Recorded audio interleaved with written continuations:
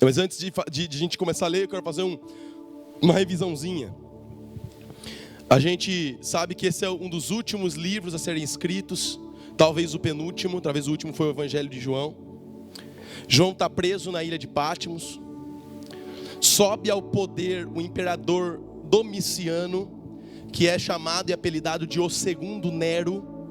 Nero foi um homem que fez atrocidades como imperador, a ponto de botar fogo em Roma e assistir com sua túnica vermelha na janela do seu palácio Roma pegar fogo. E os únicos bairros que ficaram livres desse incêndio, que ele mesmo colocou fogo, que ele mesmo mandou colocar fogo, foram os bairros onde tinham judeus e cristãos, dando para ele o motivo de iniciar uma perseguição terrível contra a igreja naquele tempo. Nero é o responsável por matar o apóstolo Paulo e acusando o apóstolo Paulo de traição. Ele traiu o Império Romano quando disse que ia seguir um tal de Senhor Jesus, porque na cabeça dos romanos só tinha um Senhor, que era o imperador, e na cabeça de um cristão genuíno só existe um Senhor, que é Jesus Cristo de Nazaré. Domiciano sobe ao poder e roga para si o título de Senhor e Deus. Na cabeça dele, todos os imperadores tinham um rito que depois que eles morriam, eles se tornavam deuses. Domiciano tem a ideia de que ainda em vida ele já era Deus. Os imperadores romanos tinham muito esse negócio de se acharem deuses. Um imperador romano chamado Tito disse uma frase assim: ai de mim, eu estou me achando um Deus. Ele disse essa frase: eu estou me sentindo um Deus. Irmãos, ter tanto poder como esses imperadores tinham é um grande perigo, né? Porque alguns imperadores fizeram reformas, coisas boas, mas a sua grande maioria usou o poder para matar, para perseguir em prol dos seus próprios interesses. Amém? E aí a igreja toda já está dispersa, os apóstolos todos já morreram de perseguição e sobra apenas um apóstolo chamado João, que é pastor na igreja em Éfeso. E aí o governador, a mando do imperador, manda prender João.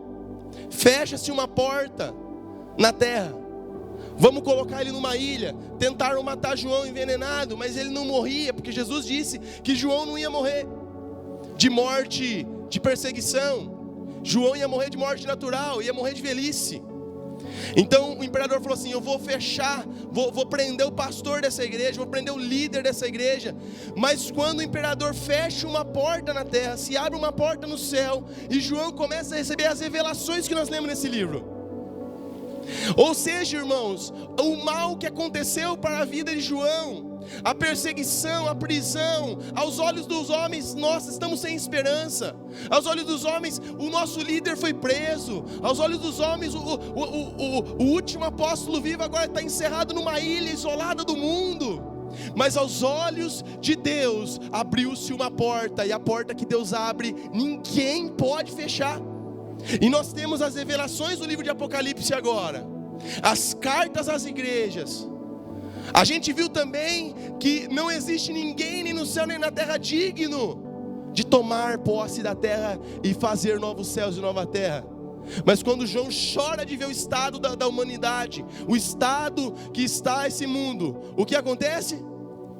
Um ancião chega nele, um anjo diz para ele: não chore, pois o leão da tribo de Judá, a raiz de Davi, venceu, ele morreu, ele ressuscitou para abrir os 7 selos. Ele tem poder, ele é digno de fazer isso.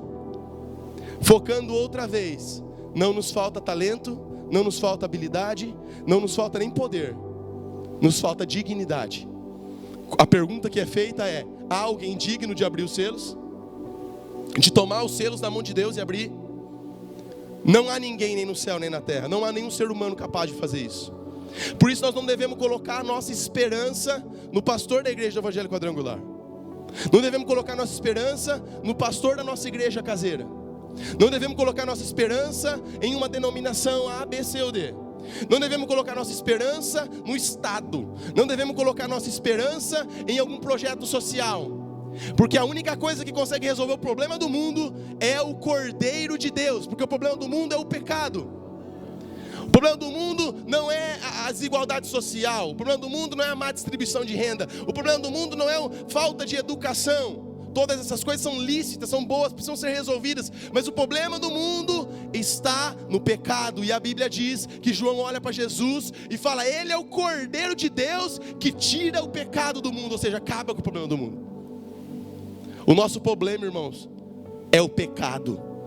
É o nosso coração mau, que precisa urgentemente de tratamento da parte de Deus. Amém? Dito tudo isso, a gente começou semana passada a falar da abertura dos selos. E se abriram 6 selos até agora. O primeiro selo, eu não cravei aqui, né? Uns falam que é o anticristo, o cavalo branco. Outros falam que é o próprio evangelho alcançando todo mundo. Não cravei, eu fui estudar melhor, irmãos. E quanto mais a gente estuda, nesse ponto eu não cravei que era o anticristo. Tem gente que acha que é o anticristo, tem estudiosos que acham que não é. Enfim, o cavalo branco vem saindo para vencer. Depois vem um cavalo preto, que faz o quê? Na verdade vem um cavalo vermelho. Vocês erraram, vocês não lembraram. Pega a sua Bíblia aí, é um vermelho. O que acontece? Guerra, violência, morte. As pessoas começam a matar umas às outras. Terceiro selo se abre, um cavalo preto, fome. Muita fome, inflação do preço dos alimentos, trabalho um dia inteiro para ganhar, para comer um pão simples, porque sempre quando tem guerra, depois da guerra vem fome, vem miséria. Aí um outro cavaleiro é visto, um cavalo da cor amarela, e a ele é dado o poder para matar 1/4 da população mundial, com guerra, fome e peste, ou seja, pandemia, guerra, fome. O pessoal fala assim: pastor, mas a gente não está em guerra. A gente não está em guerra ainda, mas a gente está vivendo hoje uma tal de guerra comercial. Quem tem visto? Os tarifaços do Donald Trump. Irmãos, guerra comercial mata mais gente do que guerra de arma, porque vai chegar em algum lugar que alguém não vai ter dinheiro para comprar comida, os lugares principalmente os mais pobres. A gente viu que a abertura do selo do cavalo preto, que tem fome na terra, ele também diz, ele dá uma pitadinha e fala assim: não danifiqueis o azeite nem o vinho. Ou seja, os mais ricos vão continuar sempre mais ricos e os mais pobres vão sofrer cada vez mais com esse problema. No 5º selo a gente vê os mártires, aqueles que morreram por causa de Jesus. Vocês lembram disso? E eles estão no altar clamando: Deus, até quando o Senhor está demorando para vingar o nosso sangue? E aí o que Deus responde para ele? Calma, porque ainda tem mais gente que precisa morrer pelo meu nome. Será que nós vamos ser achados dignos de morrer pelo nome de Jesus? Talvez a gente não vai ser exposto a uma morte por Jesus, de mártir, de morrer mesmo por causa de Jesus, mas todos os dias nós temos que ser exposto a morrer para nós mesmos. Todos os dias nós somos chamados a morrer para nós mesmos. Você tem morrido por causa de Jesus? Ou você tem feito sempre a sua própria vontade? E aí, irmãos, depois disso, eu quero só ler com vocês rapidinho como que acaba esse cenário. No 6º selo, Apocalipse 6, versículo 12, eu quero só ler com você, para a gente só fazer uma recapitulação mesmo, tá bom? Olha o que ele diz: observei quando ele abriu o 6º selo, houve o quê? Um grande terremoto, o sol ficou escuro como tecido de crina negra, toda a lua tornou-se vermelha como sangue, as estrelas do céu caíram sobre a terra como figos verdes que caem da figueira quando sacudidos por um vento forte. Essas estrelas que caem do céu pode ser literal ou pode ser quando a região celestial, o diabo é expulso dessa região celestial e é lançado à terra. Amém? Aí ele vai seguir dizendo assim, ó. Então, versículo 15: então os reis da terra, os príncipes, os generais, os ricos, os poderosos, todos os escravos e livres, se esconderam em cavernas e nas rochas das montanhas. E eles gritavam, as montanhas e as rochas. O que eles gritavam? Caiam sobre nós, esconda-nos da face daquele que está sentado sobre o trono e da ira do Cordeiro. 17: pois chegou o grande dia da ira deles, e quem poderá suportar? Isso é muito importante, porque a gente finaliza o 6º selo como? Não há mais graça, não há espaço mais para misericórdia, não há espaço mais para tá bom, eu entendi que o Senhor é Deus. Agora, na abertura do 6º selo, a gente vê o quê? Um cordeiro irado. Na abertura do 6º selo, não há mais espaço para suas desculpas, jovem. Não há mais espaço para suas desculpas, mulher. Não há mais espaço para suas desculpas, homens de Deus dessa igreja. Não tinha tempo, estava cansado, isso, aquilo. Aquele dia não vai ter mais espaço para isso. Hoje é o dia da nossa salvação. Hoje é o dia de nós acertarmos nossa vida com Deus. Hoje existe graça maravilhosa sobre todos nós. Hoje existe o olhar de um cordeiro manso e humilde, te trazendo para perto dele, te abraçando, te amando. Mas haverá um dia que será o dia da ira dele. E ali não adianta mais você pedir por misericórdia. Ali não adianta mais você falar, uma hora eu vou mudar, uma hora eu vou voltar para Jesus, uma hora as coisas vão dar certo. E aí, gente, entre a abertura do 6º selo e o 7º selo, existe alguns acontecimentos que acontecem aqui. Vamos ler? Nós vamos ler Apocalipse 7, do 1 até o 8, amém? Vamos lá.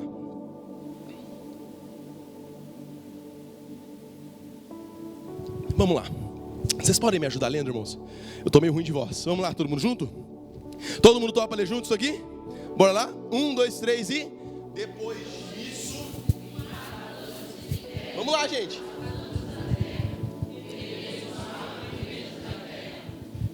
Para que nenhum vento...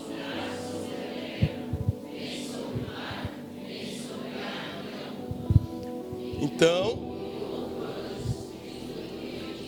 que tinha o selo,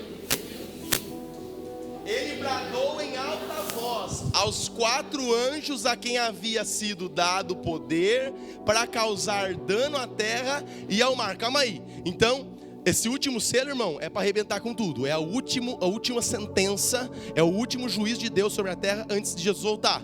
Amém? Só que antes de vir essa sentença, um anjo vem do Oriente e fala, pera um pouquinho. Espera aí um pouco, vamos ler o versículo 3? 1, 2, 3 e... Não danifiquem a terra, nem o mar, nem as árvores, até selarmos na testa os servos do nosso Deus. 4. Então ouvi o número dos que foram selados, 144.000 de todas as tribos de Israel. Para um pouquinho aí, pronto. A gente vai fazer uma pausa do 5 ao 8. O que acontece agora, irmãos? Antes do 7º selo ser aberto, existem 4 anjos que estão nos 4 ventos da terra, prontos para trazer destruição final, para trazer juízo sobre toda a terra. Mas antes dos anjos serem permitidos a fazer isso, da abertura do 7º selo, qual que é o sinal? Ele fala, pera, porque eu quero selar a testa. Quantas pessoas? 144.000. De qual lugar? Do Brasil? Da Colômbia? Da onde? De Israel. É muito importante você lembrar disso, porque Deus tem um povo chamado Israel. Deus escolheu Abraão. E eu queria perguntar, você já orou por Israel hoje? Você tem orado pela salvação dos judeus? 144.000 selados na testa. Por quê? Porque vai vir destruição. E esses que são selados são protegidos nesse tempo de destruição. Do povo de Israel. Agora vamos ver de quais tribos que são seladas. Pastor, Pastor, eu ouvi falar na história de Israel que só ficou Judá e Benjamim, o resto tudo desapareceu. Irmãos, isso não é verdade. Porque quando Israel se dividiu no meio, teve uma briga. Quem lembra dessa história bíblica? Judá e Israel brigaram. Muitas pessoas das outras tribos não aceitaram ser governadas por um rei idólatra lá em Samaria. Por isso que os samaritanos não se dão bem com os judeus, porque os samaritanos são a capital do governo do norte, do governo que se rebelou. E eles desceram para Judá para fazerem parte da dinastia de Davi, que era do neto dele, Roboão. Vamos seguir com a leitura. Quais tribos foram colocadas aí na conta? Vamos lá. 1, 2, 3 e... Da tribo de Judá foram selados 12.000.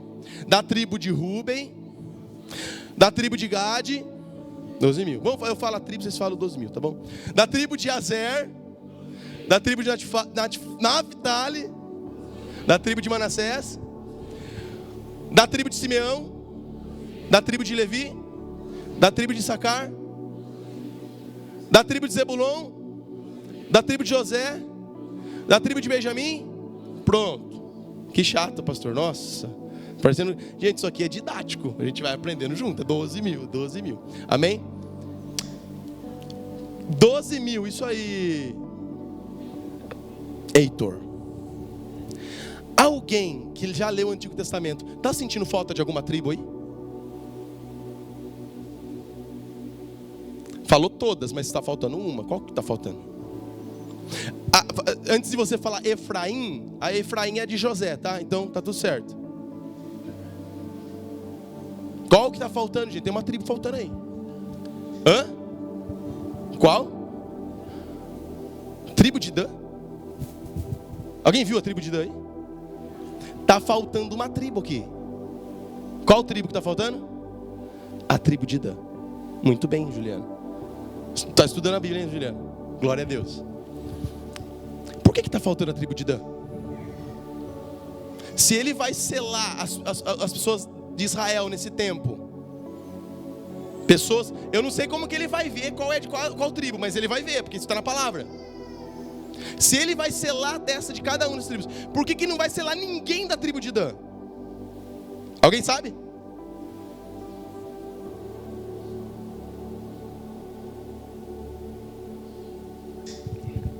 E a resposta é muito simples. A tribo de Dan está extinta. Não existe tribo de Dan.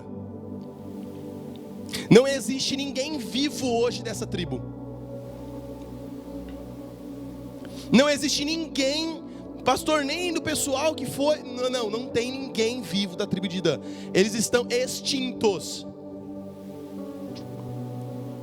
Por quê? E é sobre isso que eu quero conversar com você. Quem acredita que Deus tem um propósito para a sua vida? Quem não acredita que não tem propósito nenhum na sua vida? Levantamos, porque teve um monte de gente que não levantou. Quem acredita que Deus tem um propósito para a sua vida? Glória a Deus. Quem acredita que Deus tem algo específico que você tem que fazer? Eu também creio dessa forma. Isso é bíblico. E inclusive já serve uma lição para nós. Danilo, se você não fizer aquilo que Deus quer que você faça no corpo de Cristo, você não executar a sua missão, não vai ser feito. Porque não tem outro Danilo. Não existe outro Danilo igual você, não. Karina, se você não fizer aquilo que Jesus criou você para fazer especificamente, não vai ser feito. Porque não existe outra Karina. Pastor, o que isso tem a ver com 144 mil selados de Apocalipse, pastor? Tem tudo a ver, eu vou te mostrar. Por que a tribo de Dan está extinta? Vamos lá? Antes de mais nada, eu quero mostrar para você qual é o propósito de Deus para a sua vida. Propósito, amém? Romanos 8, 28 e 29, a Wanda leu aqui. Vamos ler bem pinceladinho, amém? Romanos 8, 28 e 29. O que está escrito? Sabemos que todas as coisas cooperam para o bem daqueles que amam a Deus, até coisas ruins, tá? Dos que foram chamados de acordo com o seu... Qual o propósito? Alguém já fez essa pergunta? Deus, o que o Senhor quer de mim? Alguém já fez essa pergunta? Qual o propósito? Pois aqueles que Ele conheceu de antemão, também os Irmãos, predestinar não quer dizer que já está tudo determinado, vai acontecer. Não estou falando disso. Predestinar quer dizer que Deus estabeleceu o seu destino. Destino e propósito é uma palavra que é parecida, que é sinônimo. Qual que é o destino que Deus preparou? Ele predestinou para você ser conforme a imagem do seu filho, para que ele seja primogênito entre muitos irmãos. Então, qual que é o propósito de Deus para a sua vida? Ser conforme a imagem do filho dele. E ele vai usar todas as situações da sua vida: filhos, casamento, paternidade, brigas, pessoal da igreja, gente que faz fofoca, gente que pensa mal de você, tudo para te transformar a imagem do seu filho. Tem alguém aqui que conhece alguém que é uma pedra no seu sapato, parece que essa pessoa não sai da tua vida? Lá no trabalho, é Deus. Quer te transformar a imagem do filho dele. E Ele vai conseguir, amém? Porque Ele disse que aquele que começou a boa obra em você vai terminar. Esse é o seu propósito. Quem aqui já perguntou para Deus: Deus, o que o Senhor quer de mim, Deus? Alguém já fez essa pergunta? Vamos responder o que Deus quer de você. Vamos lá. Miqueias capítulo 6, versículo 8. Vamos lá, o que Deus quer de mim? O que Deus está pedindo para mim, pastor? Eu quero saber. Ele mostrou a você, ó homem, o que é bom. E o que o Senhor exige de você? Que você pratique a justiça, ame a lealdade e ande humildemente com o seu Deus. É simples, ou seja, faça o que é certo, seja fiel nos seus relacionamentos, seja leal, ame a lealdade, ame ser fiel e ande com Deus, seja, tenha relacionamento com Deus. Isso que Deus quer de todo mundo. Simples ou difícil? Quem acha que é simples até? Quem acha que é muito difícil? Quem não acha nada? Quem não sabe o que está falando? Irmãos, é tão simples, é tão simples, é tão fácil, que a gente não quer para nós. É tão simples o negócio, que a gente quer achar uma outra coisa. E às vezes, Danilão, você falou isso para mim ontem no monte, a gente quer fazer alguma coisa para Deus, para compensar a nossa falha no que Deus já quer. Deixa eu fazer algo, tal, porque se eu fizer alguma coisa, então Deus vai ver, e Deus vai fazer algo por mim de volta. Então qual que é o propósito de Deus? Vamos ler de novo, cara. Coloca aí de novo, só para a gente lembrar. O que Deus quer do ser simples? Você pode sair daqui já agora e já fazer isso, zerou sua vida. Você está agradando a Deus, está tudo certo. Deus mostrou a você, o homem, o que é bom, e o que Ele exige de você é que você pratique a justiça, ame a lealdade e ande com o seu Deus. Então eu quero perguntar para você: você tem feito o que é certo? Você tem sido fiel? Você tem amado a lealdade? Você tem andado humildemente com o seu Deus? Você tem caminhado com Ele? Você tem relacionamento com Deus? Porque é só isso que Ele está pedindo de você. Ele não quer muito, Ele quer isso de você. Quer ver outra coisa? Isso eu vou ler depois, mas é muito simples. E agora a gente tem confundido uma coisa: a gente tem confundido propósito com missão. Eu, pastor, ainda não entendi nada da tribo de Dan, dos 144 mil selados. O que o senhor está falando? A tribo de Dan está extinta porque um homem chamado Sansão não viveu o seu propósito e não cumpriu a sua missão. Alana, Deus tem um propósito para a tua vida, que é você caminhe com Ele, você faça o que é certo, você ame a lealdade, seja igual a Jesus. Esse é o propósito. Se você viver isso, você vai conseguir cumprir sua missão. Missão é diferente de propósito. Missão é algo que eu faço específico que Deus me mandou fazer, porque eu estou vivendo o propósito de Deus para a minha vida. Qual é o propósito de Deus? É esse aí, simples: conhecer Ele, amar Ele, ser igual a Jesus.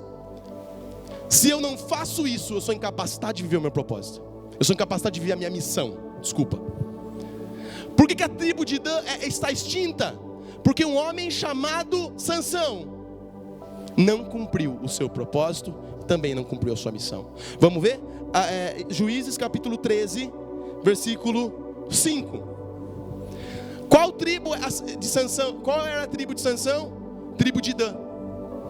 Dan era a última tribo que precisava conquistar um território. Era a única tribo que estava morando de favor ainda na terra dos outros, e precisava conquistar um território. E Deus levantou esse homem. Vamos ler Juízes capítulo 13, versículo 5. Aí Deus fala assim: vou levantar Sansão para fazer isso. Vamos ver qual que é o propósito de Sansão? Você ficará grávida e dará à luz a um filho. Ele está falando para a mãe dele, para a mãe de Sansão, Sansão nem tinha nascido ainda. Cuja cabeça não passará a navalha, porque o menino será o quê? Nazireu, consagrado a Deus. Ele iniciará a libertação de Israel das mãos dos filisteus. Qual que era então? Só o 5 mesmo, só essa partinha aí mesmo. Volta Cássia, no versículo 5 mesmo. Próximo slide, da frente. Isso. Qual que era então o propósito de Sansão? Qual que era o propósito de Sansão? não é libertar Israel. Todo mundo fala isso aí, eu também falei. Era ser consagrado a Deus. Esse era o propósito dele. Vocês perceberam como vocês têm cabeça de sempre fazer humano? Vocês não têm cabeça de ser humano. Eu também não tenho. A primeira coisa que eu li foi isso. Aí Deus falou assim, não, o propósito era ser consagrado a Deus. Era ser nazireu, esse era o propósito. Se ele fizesse isso, e a missão dele era iniciar a libertação, mas a missão era muito maior que isso. A missão era dar uma terra para Adã. Sabe hoje onde tem a tal da faixa de Gaza? Quem lembra a faixa de Gaza? Era o lugar que Deus queria colocar a tribo de Dan. Ele cumpriu o propósito dele? Será que Sansão cumpriu o propósito de ser consagrado a Deus? Não. Vou ler para você. Juízes capítulo 16, versículo 1. Veja isso, se ele foi consagrado a Deus. Certa vez Sansão foi a Gaza e viu ali uma e passou a noite com ela. Olha que homem consagrado a Deus. Olha que homem bom. Vocês estão entendendo? Ele, pastor, mas Deus usava ele, mas ele matou mais de 1000 pessoas com uma queixada de jumento. Pastor, ele estava com sede, ele orou a Deus, Deus fez sair água da rocha para dar água para ele. Não quer dizer que Deus te usa, que ele está se agradando de você. Deus pode estar me usando agora e não está se agradando de mim. Eu tive esse sentimento quando eu saí da aula do ITQ quinta-feira. Estava dando aula para os alunos, foi uma aula muito legal, algo de Deus assim. Mas eu saí, Deus falando comigo várias coisas, Deus falando, não quer dizer que eu te uso, que eu estou se agradando de você. Nós temos que querer agradar a Deus. Deus usa até o jumento, vai usar nós também. Mas nós somos criados para agradar a Deus. Qual que é o propósito de Sansão? Ser consagrado a Deus. Ele foi? Não. Saía com prostituta, só dava mancada. Aí ele conseguiu cumprir a missão dele? Não. Qual que era o propósito de Sansão? Ser consagrado a Deus. Só que nós temos a cabeça, qual que é a nossa cabeça, Gu? Qual que é a nossa cabeça? Fazer humano. Deixa eu fazer algo. Porque talvez a gente quer compensar a falta daquilo que é essencial. Deus chamou você para ser consagrado a Ele, dele. Deus tem uma missão para você, mas o propósito é ser consagrado a Ele. E você não vai cumprir a sua missão se você não viver o seu propósito, que é ser dele. Aí a gente pode errar, inclusive. A gente pode fazer coisas que Deus não quer que a gente faça. A gente estava conversando essa semana disso, né, Dai? A gente tem que orar muito, porque às vezes a gente pode tentar fazer coisas e Deus fala, não era isso. Era bem mais simples. Vocês estão entendendo, gente? Eu também, irmão, eu estou falando assim com vocês, mas eu também. A hora que eu li, falei, a missão dele era libertar o povo dos filisteus. Não, a missão dele era ser consagrado a Deus. Ele não foi. Amém? Você não vai cumprir sua missão, Bielzinho, se você não cumprir primeiro o seu propósito. E é cumprindo o nosso propósito que nós vivemos a nossa missão. Nós vemos que Deus sela nos últimos dias 12.000 de cada tribo, e não sela a tribo de Dan. Sabe por quê? Porque a tribo de Dan nem existe mais. Porque quando Deus escolheu um homem chamado Sansão, ele não viveu o propósito dele ser consagrado a Deus. Ele até quis tentar fazer a missão sem Deus. Vamos seguir com o texto? Quero te provar isso. Abre aí Juízes 18, versículo 1. Sansão morre do pior jeito, cego, humilhado pelos seus inimigos. Não cumpre nem o propósito e nem a missão.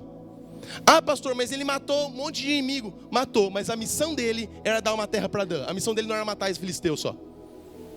Ele liderou Israel durante 20 anos, irmãos. Não foi 20 dias, nem 20 semanas, nem 20 meses. Foi 20 anos sendo o líder de Israel. Ele podia ter feito algo, mas ele não fez. E observe uma coisa sobre Sansão. Eu quero falar sobre isso agora. Por que Sansão também não vivia o propósito dele com Deus? Porque Sansão era um homem que andava sozinho.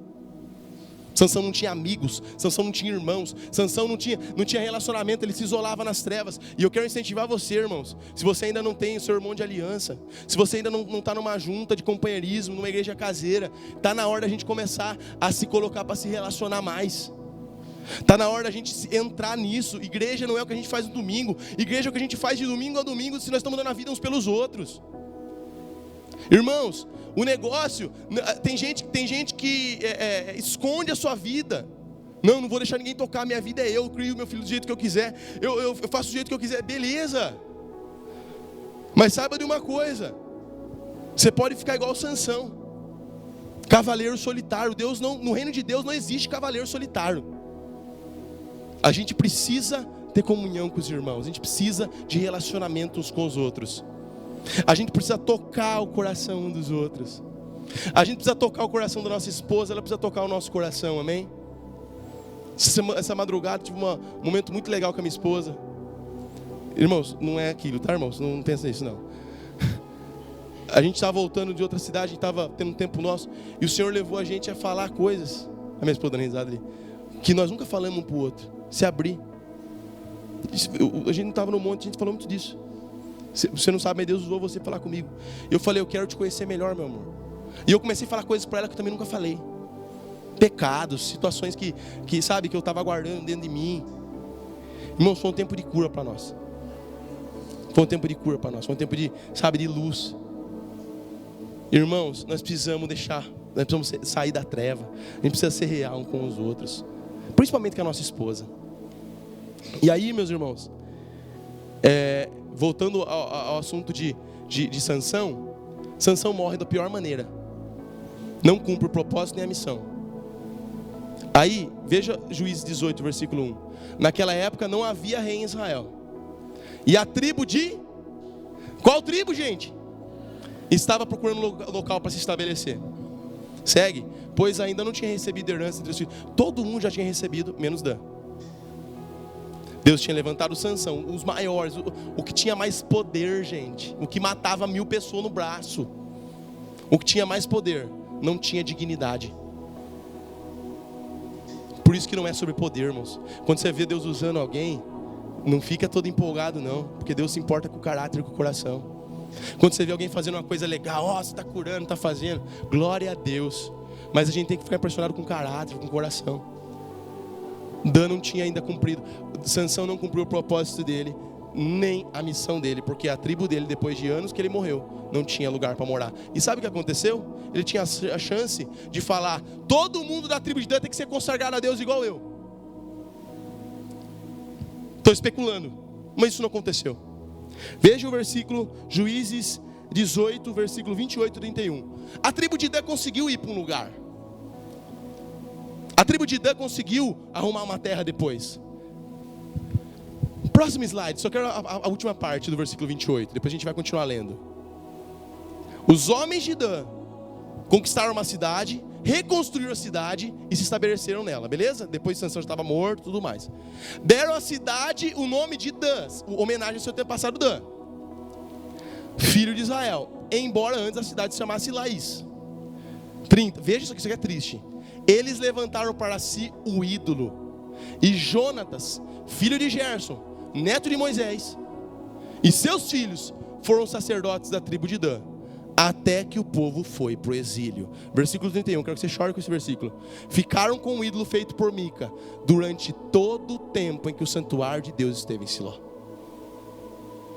A tribo de Dan foi a única tribo que não adorou o Deus de Israel, que adorou um ídolo que eles levantaram. E sabe quem apoiou essa atrocidade? Os levitas, os caras que eram os pastores, que eram os líderes, que eram os caras que falavam, não, aqui a gente adora o Deus de Israel, então nós vamos embora, então pode matar nós. Só que se você ler a história, eu quero que você leia na tua casa, Juízes capítulo 18. Eles preferiram o dinheiro, eles preferiram receber salário do povo de Dan, do que confrontar o pecado deles.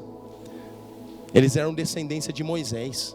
Eles podiam ter falado, não, nós não adoramos ídolos aqui. Mas não. Eles preferiram a conveniência. Eles preferiram, deixa quieto, deixa pra lá.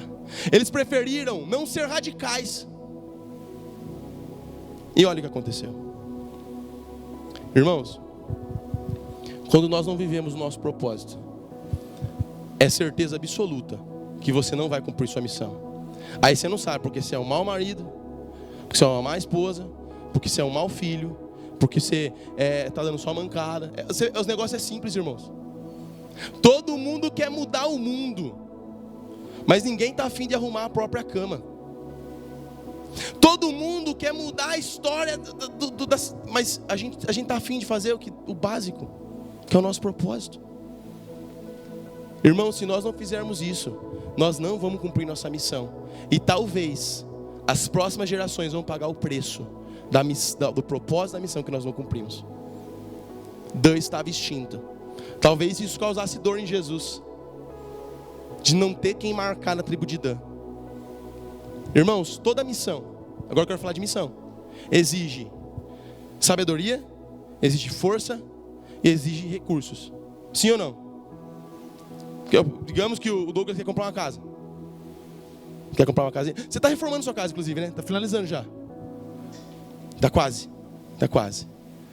Precisa de dinheiro, não precisa? Já foi um bom dinheiro lá, não foi, Douglas? Glória a Deus. Precisa de sabedoria. Sem sabedoria dá errado, não dá? Senta conversar com o Douglas. O Douglas tem uma história para contar para vocês nisso. Testemunho. Precisa de força também, precisa trabalhar. Você vai trabalhar até com dor, não vai? Todo dia. Vamos ler um texto da Bíblia aqui? Jeremias 9, versículo 23 e 24. Olha esse texto, Rob. Assim diz o: não se glorie o sábio na sua sabedoria, nem o forte na sua força, nem o rico na sua riqueza. Mas aquele que se gloriar, se eu quiser se gloriar, glorie-se nisto, em compreender-me, em conhecer-me. Então assim, o que Deus mais quer? Você conheça Ele. Você gasta a sua vida conhecendo quem Ele é. E aí Ele nos dá capacidade, poder, recursos, força, sabedoria para vermos nossa missão. Quantas pessoas erraram porque não tiveram sabedoria de Deus? Quantas pessoas estão errando porque não tem força? Pastor, eu estou sem força para lutar. Eu estou dizendo, você não está conhecendo a Deus. Quantas pessoas estão errando porque às vezes falta o recurso mesmo, gente. A gente tem que fazer. Precisa disso. Mas qual que é o principal, Biel? Quem quiser gloriar, glorie-se em me conhecer. Saber que eu sou. Aí ele segue o texto, ó. Saber, pois eu sou o Senhor, eu ajo com lealdade, justiça e retidão sobre a terra. Dessas coisas é que eu me agrado. Irmão, será que nós estamos aqui decidindo sacrificar e Deus só está pedindo obediência? Sabe que o que Deus está pedindo para você não é algo muito simples? Não é que você, homem, ame sua esposa como Cristo amou a igreja e se entregou por ela. Não é que você, mulher, seja submissa a seu esposo como a igreja é submissa a Cristo. Não é que você, pai e mãe, crie seu filho para a glória de Deus. Não é que você abandone coisas que estão prendendo, que estão matando sua fome de Deus, e você se firme mais com o Senhor. Não é que você entre e feche a porta do teu quarto e passe a priorizar o relacionamento seu com Deus. Mas parece que tudo isso é difícil. Parece que, nossa, parece que o simples é o mais difícil. Irmãos, vamos parar de complicar. Vamos parar de complicar. Deus está chamando você para uma missão. Claudiné, se você não viver a sua missão, não vai ser feito, porque não tem outra Claudiné. Tem que fazer. Mas você não vai viver a sua missão se você não viver seu propósito. E o propósito é algo muito mais profundo. Tem muito mais a ver de estar na presença de Deus, de ter relacionamento com Deus, de amar a Deus, de conhecer a Deus. O livro de Apocalipse, a gente vê, pastor, não tem nenhuma novidade, não tem nenhum pulo do gato. Qual que é a nova aí de Apocalipse? A nova é que Jesus vai salvar o povo de Israel, vai proteger o remanescente de Israel. Ele prometeu isso. Os nossos irmãos israelitas, um remanescente vai ser salvo. Não porque tem sangue judeu nas veias, porque tem sangue de Abraão correndo nas suas veias, mas porque tem a fé de Abraão em seu coração. Porque não tem como ser salvo por ser judeu, tem que ser salvo porque ama Jesus e se submete a Jesus Cristo. E existe esse remanescente. A gente sabe das comunidades judaico-messiânicas lá em Israel. Nós sabemos de judeus que creem em Jesus. Nós precisamos orar por eles. Eles vão ser protegidos nesse dia. Eles vão ser separados quando a terra estiver próxima da volta de Jesus. Mas a pergunta que fica para nós é: uma tribo está extinta hoje porque alguém foi chamado para ser consagrado a Deus e não foi. Não faltou força para Sansão. Não faltou poder para Sansão. Não faltou milagre para Sansão. O que faltou para Sansão foi o simples, foi temer a Deus. Eu queria hoje que a gente orasse junto. Hoje nós vamos entregar o nosso jejum, porque eu sinto que Deus já mostrou para nós o que Ele queria de nós esse mês. Que era que literalmente a gente fizesse o simples, o que Ele já mandou, o que Ele já falou. Nós vamos entregar nosso jejum agora, quem fez o jejum esse mês. E irmãos, você que fala: puxa, eu estou pecando nisso, eu não tenho priorizado meu relacionamento com Deus, eu não tenho sido consagrado a Deus, eu tenho focado em coisas que Deus não quer. Eu queria que a gente se colocasse em pé agora, orasse, amém? Eu vou chamar o Douglas, pode ser, Gra? Depois o pessoal vem para a ceia. Vamos, Douglas, você vem aqui, a gente cantar aquela canção, amém? Amém, amém.